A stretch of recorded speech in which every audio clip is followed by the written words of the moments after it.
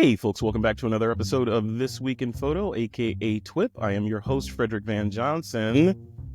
Today I get to sit down with a good friend of mine, Mr. Rob Grimm, who, let's say, he's forgotten more about photography than I know, right? So, commercial photographer based in St. Louis, Missouri, and does just some outstanding, phenomenal work in the area of liquids and food and just all that magic stuff, which is harder than you think to make look realistic. So Rob, it is, right? Yeah. It ain't easy. So you're here. You know, I was gonna talk about you in the third person. What you saying right here? Right? So he's here. He's here. Rob, you're here to discuss some. I don't know. I don't want to call it secret intel, but some intel that came across my desk from the folks on the Flickr team. Basically, every year Flickr does a wrap up of what happened in photography from their perspective on their platform over the previous year, 2024 in this case. And it's pretty fascinating, right? I mean, there's a lot of stuff in there. There's a lot of like, what, really? Looking at the notes on what you were given, I'm like, wow, there's some things that really surprised me here. So it'll be interesting to go through it. I'm looking forward to the conversation. And it's informational, like from the standpoint of informing photographers about what a lot of other photographers did. So maybe you want to try some of this stuff in 2025 as we move forward. Let the past inform the future, my friends. as they say. So let's dive in. The first section that we're going to talk about is tools of the trade. So, we talk about this all the time. Well, who was it? I don't know who coined the phrase. Was it Chase Jarvis or somebody coined the phrase that the best camera is the one that you have with you, right? So that was Chase Jarvis. Yeah, it was Chase, right? Around the time when they released that camera app, and he was with, he like fresh off of founding Creative Live and all that. So yeah, I gotta have him back on the show. It's gotta happen. But let's go through the list of what happened in terms of tools and the gear that people were using. I'll start with this first one here. So as you might imagine, Canon, that little camera company or optical instrument company within, and I'm caging this, I'm going to couch this in the non-iPhone or the non-phone camera category, had the top 6 spots or top 10. The top 6 of the top 10 spots were Canon cameras. If you want to see all the listing, go to the blog post, either actually on the Flickr site. There's an official blog post with all the rankings and all that. But we're just whetting your appetite. So 6 of the top 10 spots. Does that surprise you, the Canon? Yeah, it totally does. And you said, as you can imagine. I can't imagine that, to be perfectly honest. I feel like Sony has been a leader for so many years now. They're constantly coming up with new cameras and innovating. And I wound up switching from Canon to Sony a few years ago. So I was surprised by that, to see that Canon held the top 6 spots, especially because it seems like traditional camera manufacturers have really been struggling. It was a camera like Sony, or a company like Sony, that was kind of innovating and coming up with very new ideas. Now, granted, a lot of people, and I'm one of them, don't love the menu settings inside of Sony. They're challenging, and they're certainly written by software engineers, not photographers, and they're certainly not listening to photographers on what we really want. But I was surprised that Canon was really forging, the path in 2024. It surprised me. It could be that they're forging a path, or it could be they just make great cameras that no one wants to get rid of. So they've always made great cameras. There's no question. I mean, the cameras aren't breaking. So yeah, why? I still have my camera, my Canons, my 5D Mark IIs, my Mark III. I mean, I've got some older Canons, and they're kind of indestructible. Yeah. So if it ain't broke, don't fix it, right? Yeah. And then the next one was, and I'm not familiar with the whole Canon line. I'm a Nikon shooter, and I shoot Panasonic and then smaller cameras. But so this EOS R5, I'm told it's amazing, right? Which it bears out that it was the most popular. Yeah, I have. I've tested it out a little bit, and I've done a couple little tutorials for Capture One using it. It's a nice little system for sure. I can see why people like it. It's quick, it's easy, it's light. And I think in that sense, they're kind of doing what Sony had done, and that's making the bodies much smaller, which in some ways is weird because I'm so used to big, clunky cameras, everything from, a Hasselblad to the older Nikons that are just massive and fill your hands. It's weird to hold a camera like this, when you spent like a long time holding it like this. And I kind of miss the big grips but the lightness factor is so nice. having a camera that's light and doesn't wear you down physically is a really good thing.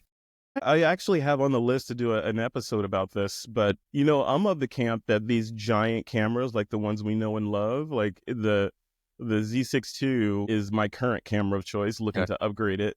Yeah. Probably this year, but it's a big, substantial camera. You put the 24-70 on it or 7200 on that sucker, and you go out and you're a photographer. I mean, it's purpose built, right? There's no question about it. You are invested in more ways than one.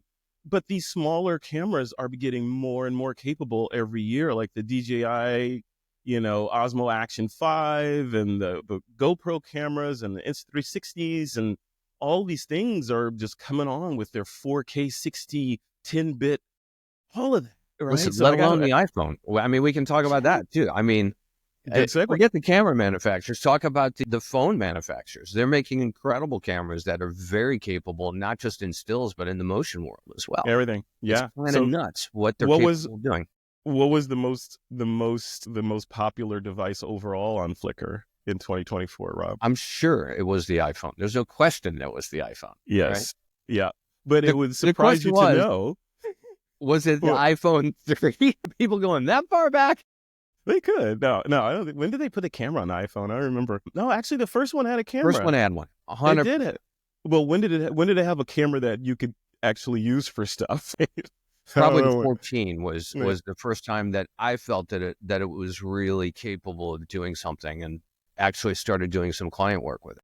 Wow. Well, it will surprise you to know that the 13 is the most popular camera on Flickr, or was for 2024. The iPhone 13.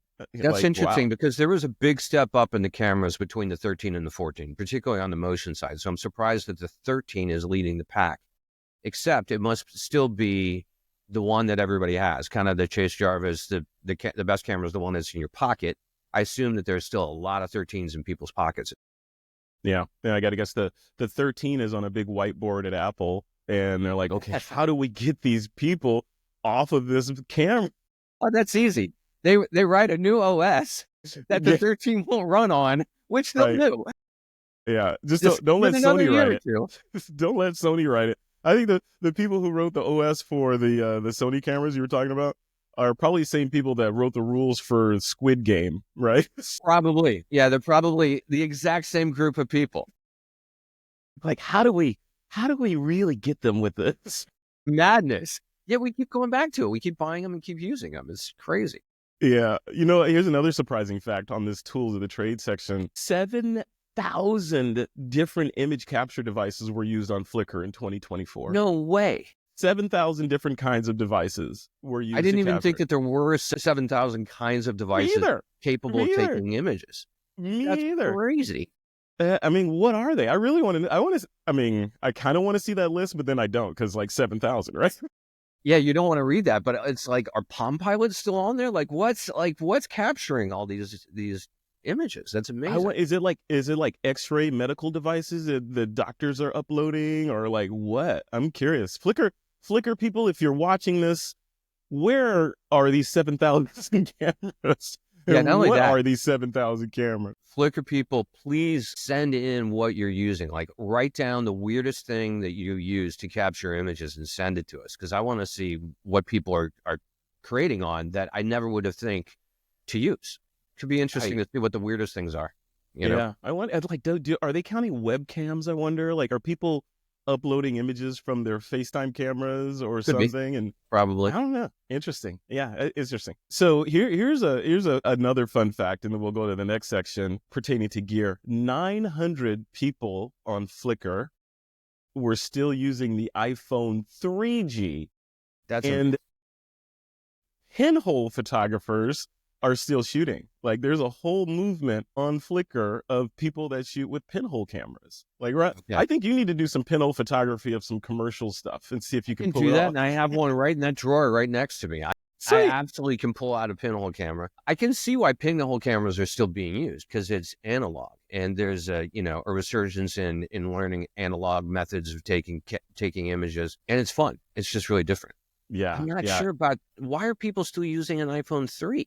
Well, I mean, if it ain't broke, don't fix it, right? If you're not a photographer that's keeping up with like, oh my God, I need 8K and Yeah, 10 yeah. bit and all this stuff, and you're just taking pictures of your parking spot, or the random meal that you have, that camera's probably fine. I do Okay, that all that's the another time, but stat I want to know. How many people take pictures of their parking spot? there's got to be a group on Flickr about that. If there's not, let's create one and start putting pictures in it because it could be fun. Totally. Yeah, yeah. Yeah. Creative parking spot shots. Yeah, let's do it. Let's do it. All right, let's transition to this next section, which is about locations. Like, where are the Flickr? I look at Flickr as like this gigantic, massive school of something people, right? That are just out there shooting and kind of moving amorphously together, but Like a not. school of Or fish, only like a school of fish, or what's that flock of birds that flies? And is it flock of Merlin? seagulls or No, not seagulls. The little tiny ones that fly around and they look like a school of fish, but they're in the air. Somebody will tell me in the comments. Let me know what is that? Is that a marling? I feel like it's a sterling or something like that. oh, Uh, that could be a sterling. Maybe Bats. sterling. Yeah. Bats do that too. So where have they been shooting? Flickr photographers.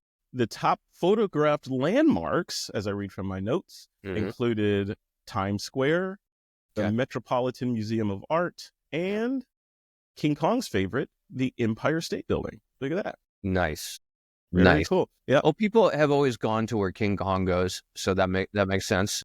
But then also 2,300 unique users uploaded photos. 2,300 unique users, not photos, unique users uploaded photos about Vatican City.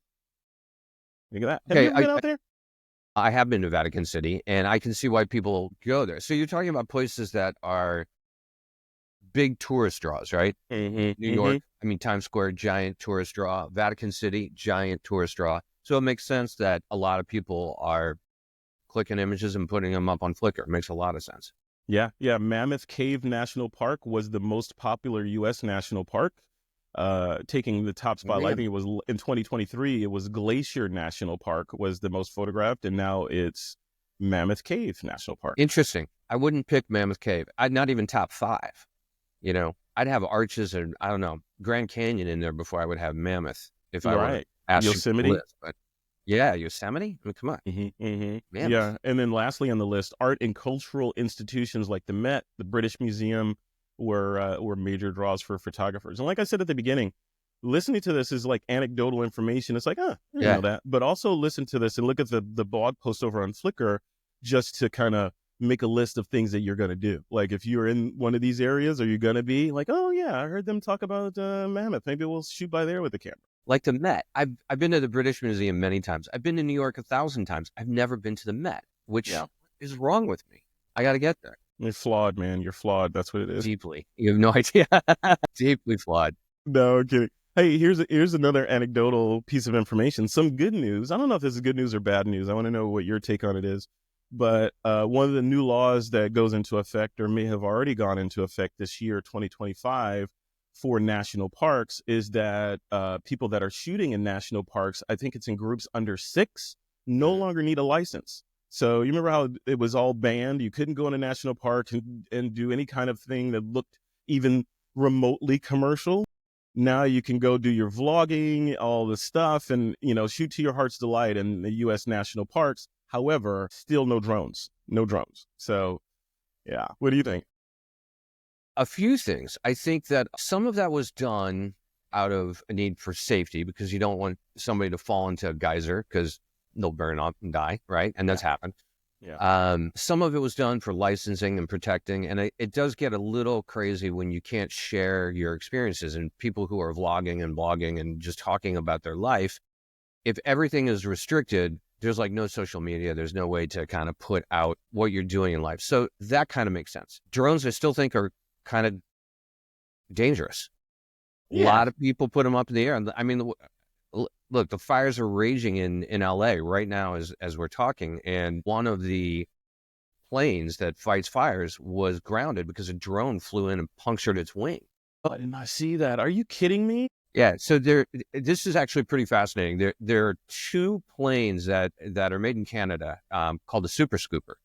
Crazy plane that can pick up 1,500 gallons of water, I think in 12 seconds. And it literally can fly over the ocean. They scoop up water and then they go back. And it's amazing because they've reduced times to fill a plane and get back to a fire from like 2 hours if it has to fly to an airport, like reload with water via a tanker, and then get back. These planes are doing it in the LA fire in under 6 minutes. And somebody sent a drone up, and these planes have giant wings. They have to have camber so that they can have big lift, because it's actually a huge plane. But to be nimble in these mountainous regions, they have to have these really fat, wide wings. And a drone went right through one and put a big hole in it, and it was grounded for like 2 days. So to me, have always been kind of dangerous and a little creepy. They're a little weird. I think that regulating drone use is not a bad thing in my mind for a bunch of reasons.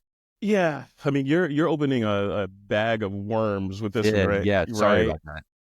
Because, I have 2 drones, but they're little. I have the little DJI Neo, which is like a selfie drone. And then I have the Mini, which is also under 49 grams. So it can, I can fly it without a commercial license. And I have thoughts on what you said. Drones are tools, right? Yeah, so 100%. It's the people that use the drones that cause. I mean, we've had these discussions about firearms and everything, right? It's not the thing, it's the person that's using the thing incorrectly that's to blame. Drones are kind of around they kind of straddle that a little bit, because in situations like this, like Los Angeles, absolutely, do not interfere. In fact, the FAA has explicitly said that, do not fly and interfere with services, right? So whoever did that should be in big trouble. They should make an example out of them. Yeah, the other side of that coin, though, Rob, is a lot of the footage that we're getting out of LA is coming from these drones, right? So 100%. Yeah. I don't want to, cut off my arm or my nose to spite my face, right? So, but there's always going to be the particulate matter that filters through that filter and messes up things, right? There's always going to be that one guy that says, yeah, watch me. I'm get in front of this orange plane, and mess it up.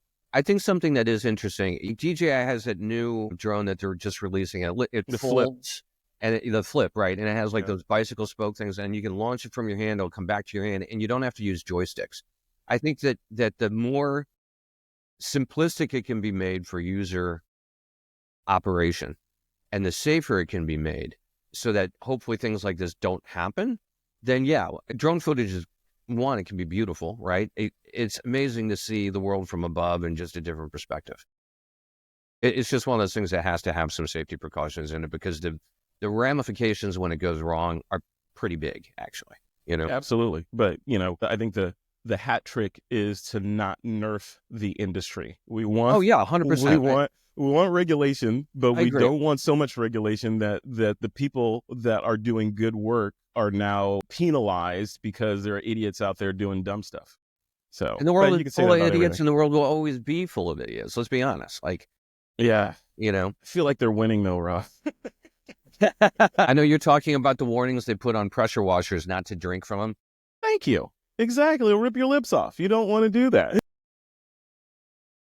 Don't drink from pressure washers, people. Those are not smart moves. No, bad move. All right, let's talk about dates in this next section. Okay. So there's some dates in 2024 that stood out for both photo uploads and when they were taken. So some of the more interesting key findings were, what do you think the most popular day to take photos was in 2024, when the most people took photos? Again, this is the Flickr sample size, so we're not talking about that many people, like just a gazillion, right? But we're talking globally. Globally, yes. Because I would say in the U.S. it would be something like the 4th of July, right? You've got people kind of at parades and all kinds of fireworks, and there's a ton of stuff. But that doesn't apply to the rest of the world. That's specific. No. And I'm going to say no, it wasn't the 4th of July. Yeah, I'm sure it wasn't. I don't know. Globally, tell me. Hit me with it. September 30th. Why? I don't know. But September 30th, we got to look it up. Maybe ask an AI or something. A global event day or a global holiday.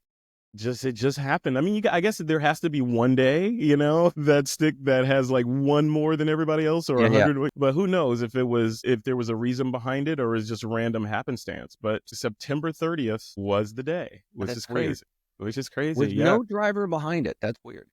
Yeah. So that was and that not the most popular day for taking photos. That was the most popular day that people uploaded photos. Okay. So uploaded, the most popular day for taking photos or window was January 1st, of course, New Year's, right? So January 1st was the most photo, or the most photos were taken. And then May 11th stood out in 2024 because of that solar storm that we had. You remember that in Oh, yeah, yeah. 2024? Okay. Again, Yeah. event Yeah. driven. That makes sense. So Mm-hmm. New Year's Day event, solar Yeah. flares. That's an event. September 30th. That's just random. Yeah, it's just random. Yeah. And the May 11th thing was significant because the solar flare made the aurora borealis, or the northern lights, visible as far down as New Mexico. So Yeah. people were like, "Oh, what is that?" We could see them in Missouri and Illinois. I mean, crazy. Yeah. And then coincidentally, shortly thereafter, Yeah. over New Jersey, some drones showed up. No, just kidding. Conspiracy theories. Here they come. Just kidding. I'm just kidding. Yeah, I'm just kidding. No, that's interesting. So all these little data bits are really interesting, how people around the world actually are using and when they're using this stuff. This is, if we got a couple more sections to go through, but I thought the date one was really interesting. Yeah, There's that's some other, fascinating. yeah, there's some other interesting things to look at in that blog post when you guys head over there, because there's apparently there was a way to manipulate the metadata on Flickr and change dates to nonsensical dates, and some people did that for very specific reasons. So Really? yes, go check that out. Okay. That's my cliffhanger, or whatever Yeah, you call it. now I'm curious. I gotta go find out. Yeah. So the next section is just overall trends, section 4. So you can imagine, with all the data that Flickr brings in every single minute of the day, that you zoom out, you can start seeing patterns in the chaos. Here are some key patterns that presented themselves in last year's chaos. So color themed tags, specifically red and green, were among the top 5, but people are using color themed tags now to flag things. That's interesting. And also take this with the understanding that Flickr as a platform is made up of photographers from all walks and skill levels, but it's designed, I think, I don't want to speak for that team, but it's designed to be a consumer community photo sharing service. Yeah. So it's not for the superheroes like you, Rob. It's for people like me. So it's more fun with superheroes. Look behind you. Come on, man. That's not even half of it, to tell you the truth. Oh, yeah, ridiculous. I know the feeling. That's what 30 years in the business and just loving gear will do to you. Yeah, nothing wrong with that. There are worse things you could have spent that money on. I'm just going to say that. Except all that is a depreciating asset. Yeah, it is, but it makes you happy, so why not, right? So and it allows me to do what I do. Yep, and make other people happy. So it's a win-win. Hopefully. Of the segments of photography, or the genres of photography, so we've got, just for pulling out of the air, landscape, macro, portraits, action, et cetera, underwater, street, on and on. Of the genres that we have to select from, which one do you think was most popular in 2024? Well, in 2024, pre-pandemic, I would have said that like macro or landscape, because people were kind of stuck inside and not able to do much or congregate in community. But the fact that Flickr is community-based and COVID is basically, done in terms of we're not living under restrictions anymore, I'd say people are getting out. That people want to get out and explore the world and travel again and go to community spaces and spy on other people. So I'm going to say street photography. 100%. Right on. Street photography saw a massive surge in 2024. 30%. Holy smokes. 30% in 2024. That's okay. That's is that crazy. Because people were getting out and they were tired of being, the world being on lockdown and just like, no, we've returned to being regular. So let's do regular things. Yeah. And make sure when you say regular in the United States, use quote fingers all the time. Our regular is different from everyone else's regular. I'm just going to say, yeah, I'm still here. Oh, it's regular.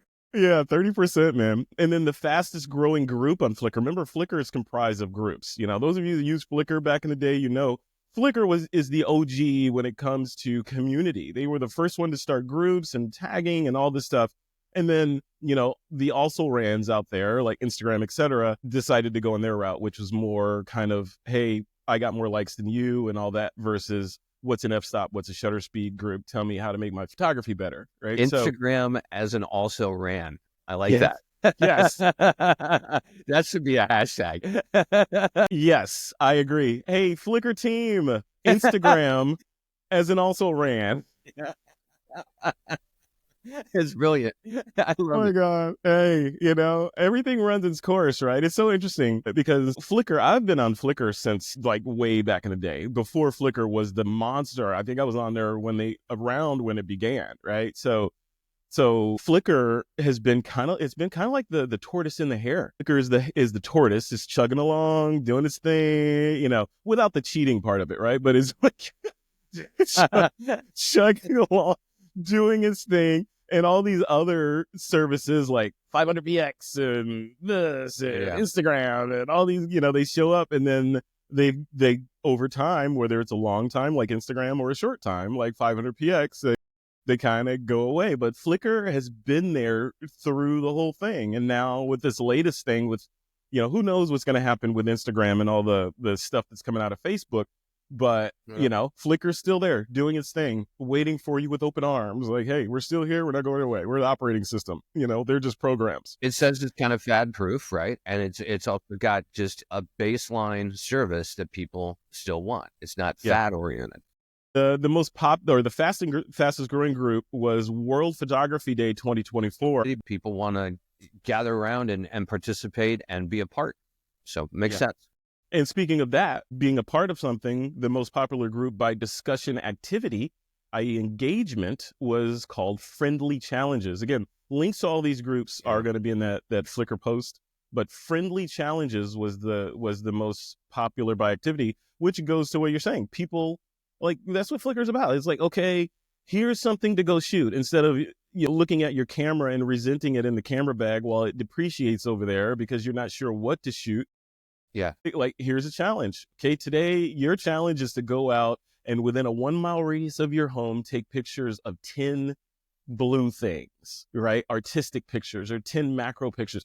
And the magic of completing that loop is, okay, I got these pictures, I've edited them, they look great. Now let me share them and get feedback on them from the group that I'm participating in. I think the magic part of that, and probably why people want to engage in that particular group so much, is that you're learning from it, right? Yes, what you said, absolutely. It gives you an assignment. It gives you homework. It gives you something to shoot rather than try to come up with something, because I can tell you, being a creative is hard. It takes a lot of brain work to come up with new ideas and to constantly push yourself. It's a challenge. Yeah. So assignments are fabulous, but it's also what you get back from it. When you put that out in the community and you start to share it and you see feedback, both good and bad, that's where you learn. And I think that people are hungry to learn. Makes sense that that's the most popular group. I mean, can you imagine, like, if you start a Flickr group on something very specific, like photographing liquids or water specifically, or wine, something that's very niche down, like, okay, this group is all about wine, and we're going to learn how to photograph it. It's viscosity properties and what glass works best and what kind of wine all that stuff. And if someone goes out, they shoot a bunch of photos, and Rob Grimm shows up in there and says, this is great, but you need to move your light source closer because ABS. That's Rob Grimm commenting on the photo that you took in your living room, right? That's magic. I think that's where the magic of this community stuff comes in there. Or if it's just another user who has work in there that you admire, and they're chiming in saying, hey, that's a great shot, or that shot sucks, which is probably more valuable sometimes, right? It can be. It depends on how people phrase the sucking of your work. Like, it can go horribly wrong, or it can be very informative and instructional. It's all how people phrase things. That's right. Yeah, you can deliver. But criticism. I'm going to also say this: it's also in how you take it and internalize it, because there are so many people in the world that view the world as black and white, and they will talk in very blunt terms. And that's one of the first things I had to learn as an artist is, no matter how good my work is, there are going to be a lot of people who don't like it because it doesn't resonate with them, because it's art.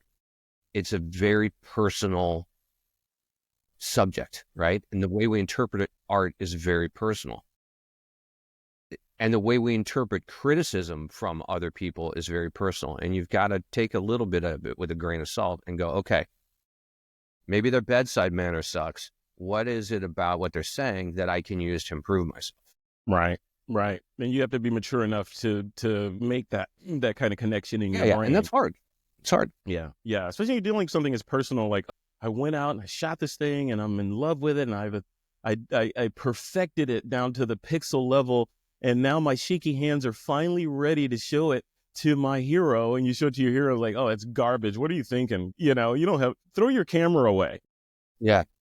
Yeah. Right. So you have to be strong enough to take that and like, okay, whatever, Yeah. or first of all, your hero should not say that because that's ridiculous. They should be better about it. But there are people that do that. Yeah. I can actually think, I can think of a photographer very early in my career as an assistant when I was shopping my wares in Chicago. It was just brutal. It's absolutely brutal. Yeah. Which is good in a way too, because if you're going to be in this space, you can't expect everyone to be, rainbows, unicorns, and lollipops, right? No, you're going to have to take the good with the bad. And lollipops. Yeah. But it is communication and it is relationship building.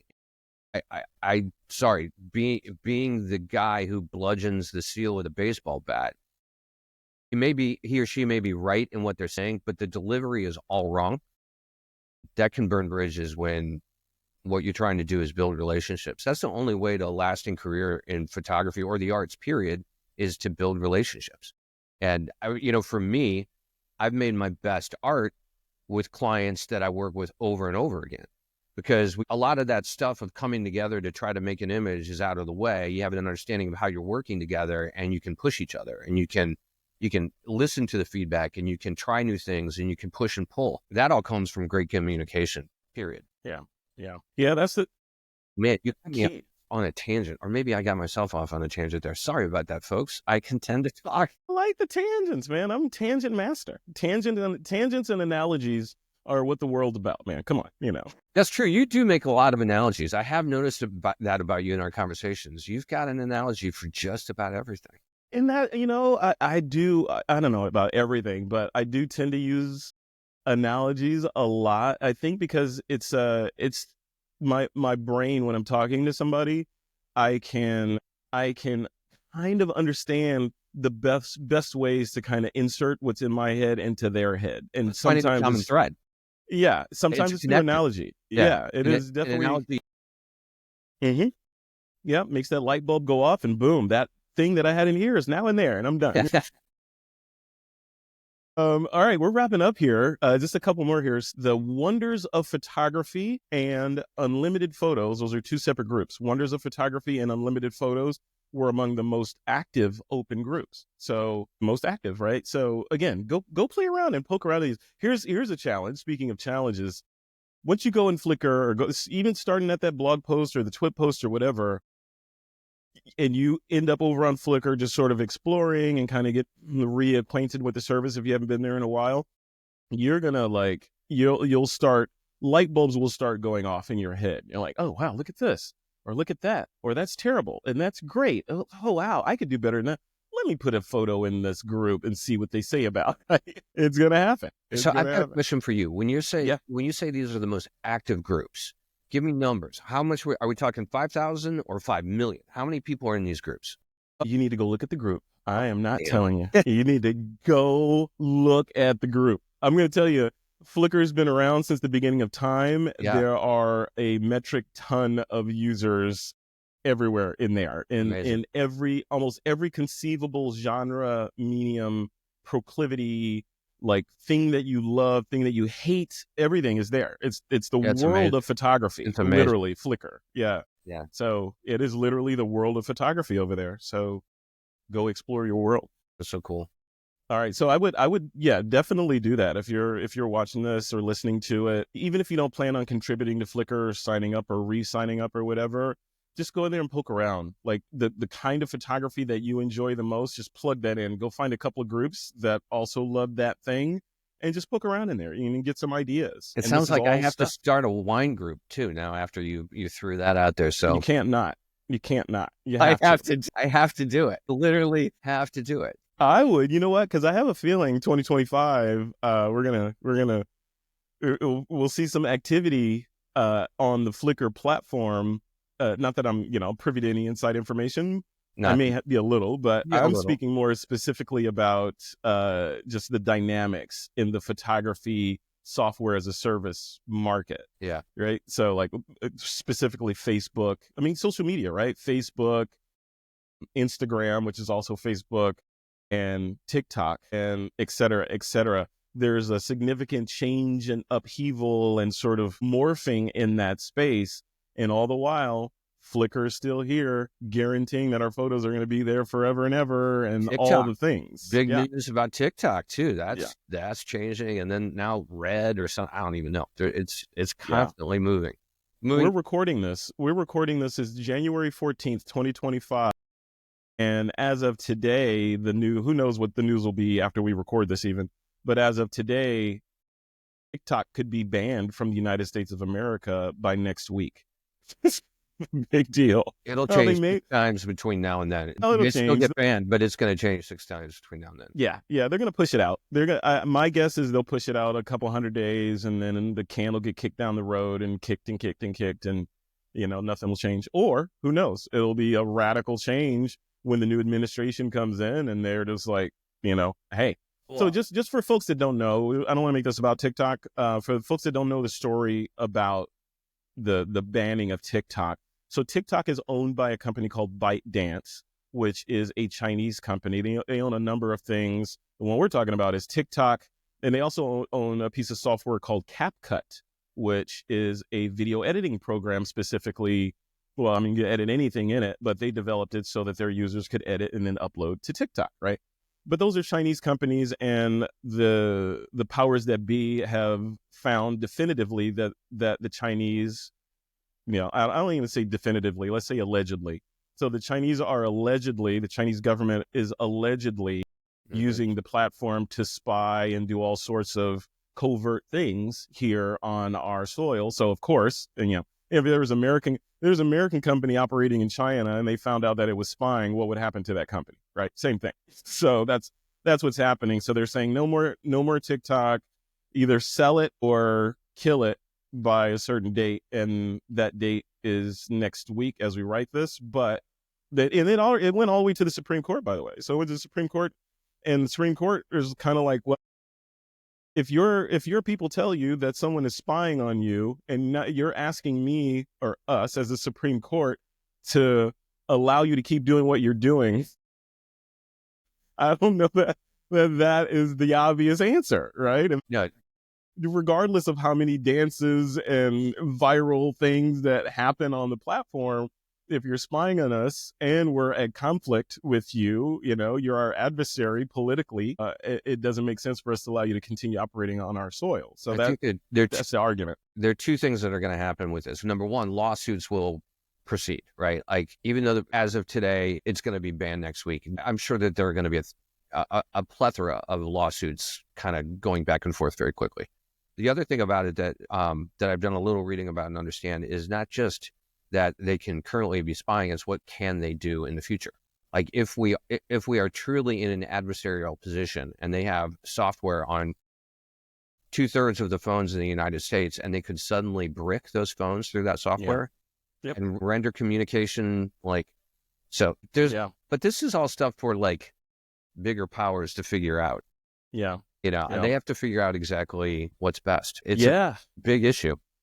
It's a huge issue. It'll be fascinating to see how it plays out. But that issue, or the overall social media morphing and changing, just photography in general, all of these new tools that we have available and that keep coming out every day, both on the hardware and software side, different techniques that people are trying out. Like, we get all these new tools and everything, and then the kind of zeitgeist of what's popular ebbs and flows as well. Like HDR photography. Remember back in the day? Oh God, yeah. That was the thing. Started on that. Yeah, that was the thing. Dogs playing pool on velvet, right? So with black light ink. Yeah. Oh, funny. Yeah. So, things ebb and flow and change, and these tools change so fast, and the marketers get more, I'm a marketer by trade, and, it's okay. What can we do next year to make the people buy? Like, Mhm. how do we get them to, how do we sharpen this knife? How do we sweeten this cake to get them to buy? All the while, like our iPhone 13 people are demonstrating, you can still do amazing work with an iPhone 13. You don't need the latest and greatest this, that, or the other It thing sounds for like the your most part. iPhone 3 people are still putting out good work and That's right. making a statement with that. That's right. That's right. So can't use that as an excuse. Hey, yeah, I have 10 grand worth of stuff in my bag, but I really need that DJI Flip in order to really complete my kit. So no, it ain't that. No, definitely not. So yeah. So let's wrap this up. All Closing right. thoughts.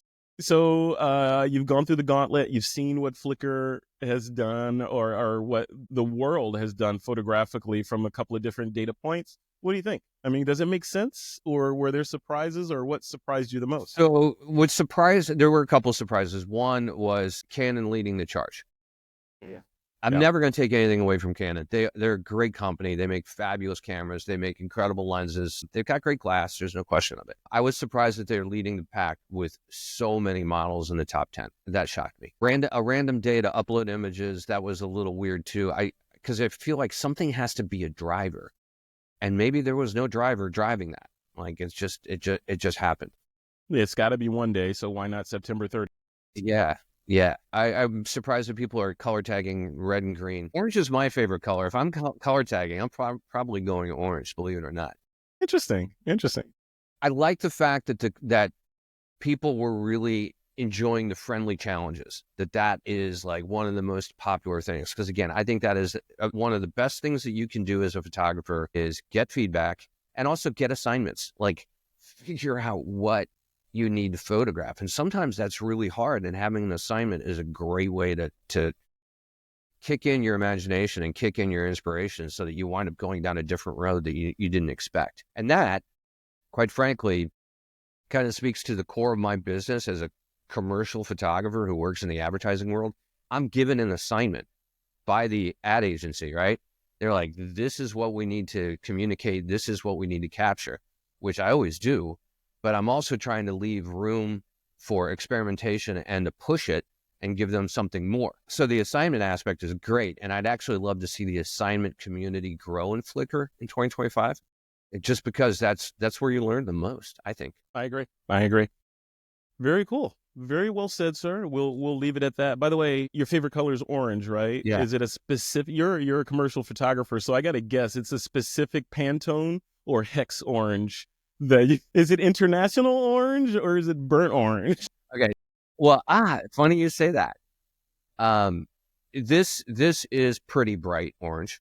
I tend to go more on the burnt kind of umbery additions to the orange, so it's a little bit more muted, a little bit more earth toned. But yeah, I've always loved orange, and honestly, it goes back to my days as a kid. And I built model cars all the time, and the first model car I built was a Porsche 914. And it was their signal orange, which that color, I fell in love with orange as a kid, and it's always kind of stayed. In fact, Yeah. I've got orange glasses. Look at you. These are pretty reflective, so I didn't wear them during this. But yeah, I like orange. That's cool. Yeah, my color is red. So, right on. as you can tell by the hints of red along the interface that we're recording in, there's red all over the place. But it's a very specific red. It is hex color B80000. That red. Damn. You know this. Of course. See, Come on. I have a Pantone book, and I could probably pull it out and go, okay, that's my favorite orange. But I will never remember it. I will never remember the name or the color number or whatever. Just that's the information that falls out of my head. All right, Rob Grimm, if people want to follow you, they want to join your Flickr group, or they want to hire you for commercial photography, what's a good way to get in touch with you? Well, if you want to join my Flickr group, stay tuned, because travel to the future. Yeah, that's got to be coming. But you can check me out, rggphoto.com or rggphoto on the Instagrams and that kind of stuff. yeah, take a look at my work. I'm doing some fun and interesting stuff, I think. And I'd love feedback. So, I love it. Thank you for doing this today, man. This has been perfect. A lot of surprising things out of that. I encourage people to, definitely go check out Rob's stuff. And if you're intrigued by anything that we mentioned in this episode, head over to the TWiP blog where this is embedded, and you'll see links that'll take you to various places. The most important for this particular episode is the Flickr blog. So head over there and you'll get all that data that I mentioned, because I'm not going to repeat it on the TWiP blog. I'm only going to point you over there. So go check that out, which they may embed this video in the Flickr blog. Who knows? Would make sense. It would make sense. All right, cool, man. We'll leave it right there. Have a good rest of your day, Mr. Grimm, and I will be in touch. Dude, thanks for having me. Appreciate it. It was fun.